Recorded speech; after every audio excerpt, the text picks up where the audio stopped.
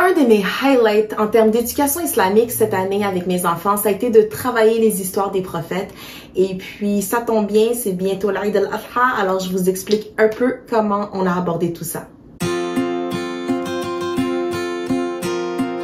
Assalamu alaikum, mon nom est Taqwa, je suis journaliste, autrice et maman éducatrice de 3 enfants âgés de 10 ans, 7 ans et 4 ans dans la région de Montréal. Et aujourd'hui, je vous reviens avec une vidéo que j'avais très hâte de vous partager parce que c'est un moment un peu magique qu'on a vécu. Il y a plusieurs moments de magie éducative pendant l'année et ça, c'en est certainement un. On a commencé pendant Ramadan à travailler les histoires des prophètes, c'est-à-dire les aborder. Mes enfants n'en connaissaient pas vraiment à part par-ci par-là, entendre des noms, mais de connaître les histoires plus en détail, ça réfléchir là-dessus, prendre le temps de deep dive, non pas du tout. Et d'ailleurs, moi-même, ça m'a fait un bien fou. Je pense que c'est ça qui était vraiment magique, c'est j'apprenais, et ils apprenaient, on apprenait ensemble, je réapprenais. Il y a beaucoup d'histoires que je connaissais, je les connaissais toutes dans un sens, mais il y en a que je connaissais vraiment moins, il y en a que je connaissais plus, et même celles que je connaissais plus, j'ai pu en retirer des apprentissages, des réflexions que j'ai jamais fait avant, des remarques, peut-être que je pourrais, ça me viendra au fil de la vidéo, mais je voulais vous montrer un peu les différents outils, les différents moyens qu'on a pris pour plonger dans cette belle aventure-là. Alors la première chose, c'est que j'ai préparé pour chacun de mes enfants un cahier où au fil de leurs apprentissages, pour chaque prophète, on fait des petites activités pratiques. On l'a fait surtout pendant Ramadan, donc à chaque prophète, il y avait une petite activité pratique. Par exemple, Adam alayhi salam, l'histoire était en désordre, il fallait couper, coller, remettre en ordre. Idris alayhi salam, on a appris qu'il s'appelait Idris parce qu'il aimait beaucoup étudier, il a beaucoup étudié le ciel et les constellations. D'ailleurs, c'est intéressant parce que c'est fou comment les enfants réfléchissent et amènent des bons points parce que je leur ai dit, il s'appelait Idris parce que Yudros, il aimait beaucoup étudier la science et tout. Puis là, ma fille elle me dit, oui, mais ses parents savaient pas qu'elle allait être comme ça, alors comment ils l'ont appelé comme ça? Puis, en faisant des recherches, à la raison, c'était pas son nom de naissance, c'était plus comme son surnom. Bref, on a pu travailler les constellations. Ils ont même fait un petit... on avait ça quand on était jeunes, là. Comment ça s'appelle? Un coin-coin. Avec les constellations. Ah! Bref, tout ce que je trouve comme lien que j'ai utilisé, je vais vous le mettre en bas dans la description. Ne vous inquiétez pas, mais c'était vraiment génial de pouvoir allier science et études islamiques. Et on l'a fait pour plusieurs prophètes, comme avec Nuh, alayhi salam. Une belle petite expérience qu'on a fait en faisant flotter des œufs. Oh, c'est trop cool! Ça a marché! Subhanallah! Alors, pourquoi ça a marché? Pourquoi il flotte l'œuf? Parce que l'œuf, il est moins dense que l'eau avec le sel. Parce que le sel a rendu l'eau plus dense. Ouais, que l'œuf. Ouais. Et on va faire quelque chose. Dans de l'eau salée, on a fabriqué un anémomètre. Ça, c'était vraiment chouette. Puis ça n'a pas pris grand-chose comme matériel, là. Oh my god! C'est trop cool. Ouais! Comment tout? Ok, laisse Mariam à la même place. Ouais, ça commence, ça commence. Donc voilà, pour ma grande aussi, des fois j'adaptais un peu les exercices pour le petit ou même pour la moyenne. La grande, je lui demandais des choses de plus. Par exemple, pour chaque prophète, je lui demandais de faire une recherche par rapport à dans quelle sourate ce prophète est mentionné. Donc elle nous le rajoutait. Des fois c'était dans une sourate, des fois c'était en plusieurs.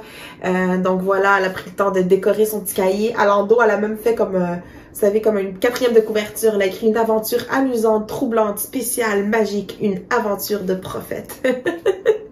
Donc voilà, les deux autres ont leur cahier aussi.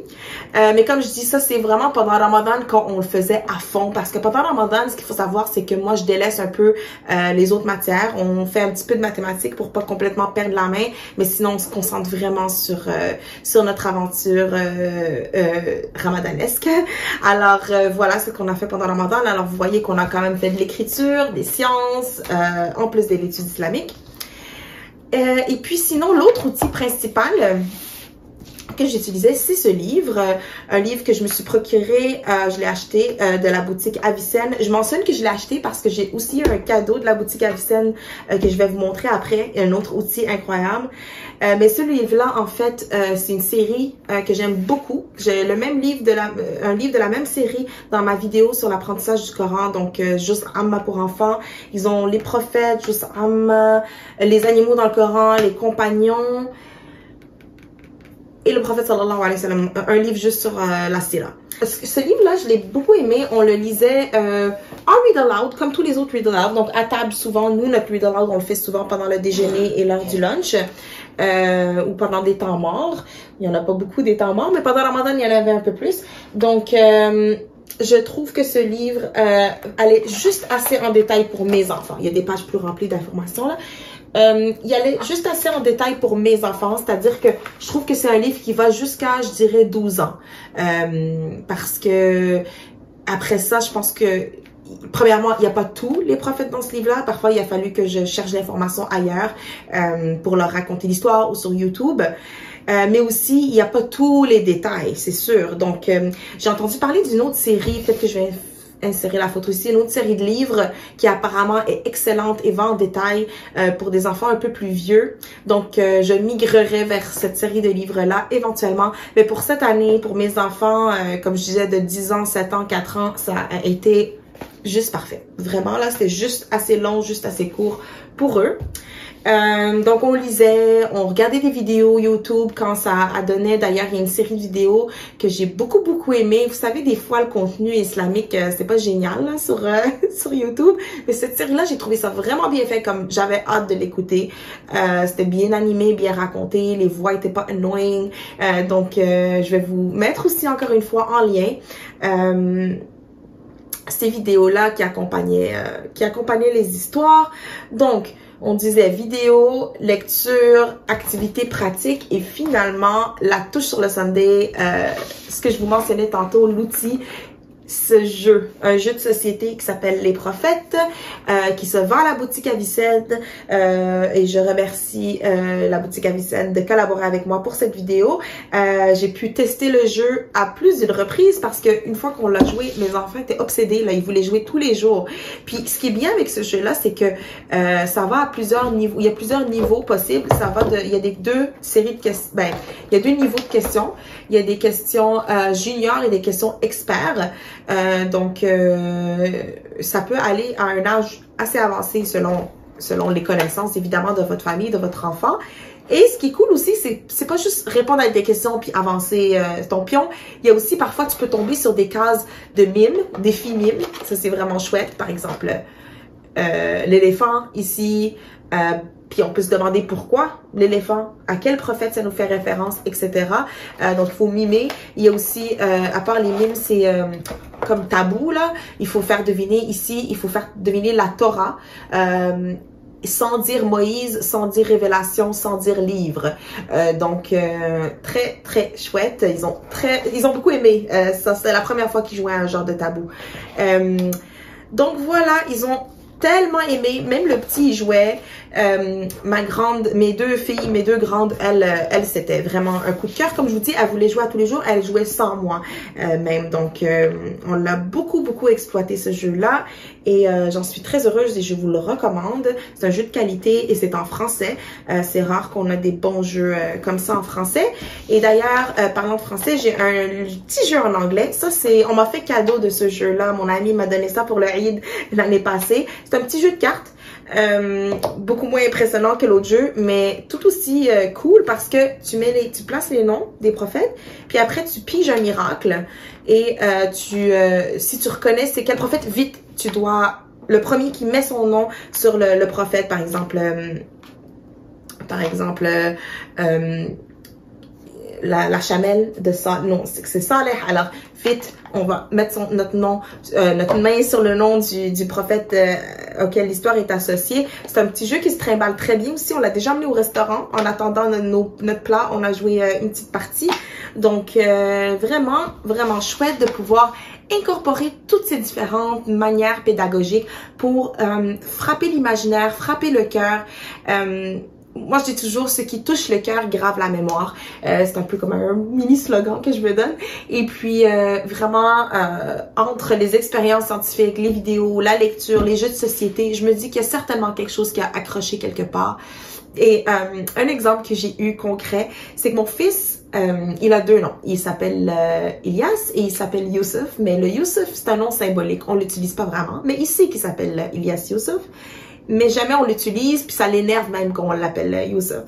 Mais après avoir vu l'histoire de Youssef en détail, qui est clairement leur histoire préférée, et je peux comprendre pourquoi, c'est littéralement la plus belle histoire, ben là maintenant il aime beaucoup qu'on l'appelle Youssef. S'il doit signer quelque chose, il me demande d'écrire Ilyas Youssef et non juste Ilyas. Donc ça m'a fait un petit baume au cœur de faire revivre cette histoire dans notre cœur.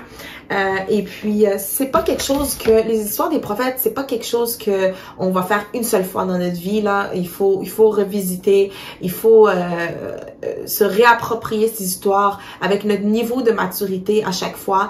Il y a des choses, comme je vous disais, je viens d'avoir une idée de quelque chose qui m'a, c'est une réflexion que moi j'ai eue quand on a vu Moussa alayhi salam, et que ça disait que Dieu a demandé à Moussa alayhi salam de s'adresser avec bienveillance et respect et douceur au pharaon pour essayer de lui expliquer, de lui faire entendre raison. Je me suis dit, mon Dieu, comme à quel point c'est important quand on veut parler à quelqu'un, qu'on veut le convaincre, qu'on veut qu'il apprenne de s'adresser avec bienveillance et douceur.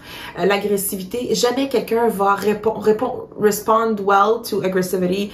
Jamais, tu sais, la première réponse de quelqu'un, c'est d'avoir un mécanisme de défense qu'on est agressif. Donc, à incorporer, à méditer pour notre école maison et pour notre vie, Inch'Allah. Bref, j'espère que ça a pu vous donner quelques idées. Évidemment, ça c'est beaucoup d'infos d'un coup. Vous pouvez en prendre et en laisser et adapter ça avant tout à votre réalité, à votre famille, autant que dont vous disposez. Et puis, je me dis que c'est le temps parfait en ce moment, particulièrement pour les jeux de société peut-être, ou un petit projet sur le prophète Ibrahim, Ismaïl, en vue de l'Eid al-Adha. Donc voilà, si vous avez des questions, n'hésitez pas. Et puis avant de quitter cette vidéo, n'oubliez pas de vous abonner à la chaîne, de cliquer sur la cloche pour avoir les notifications, et n'hésitez pas à liker et laisser des commentaires et partager. C'est ce qui aide ma chaîne, c'est ce qui aide mon contenu, et puis je l'apprécie grandement. Merci pour tout et Eidkoum Mabrouk et salam alaikum.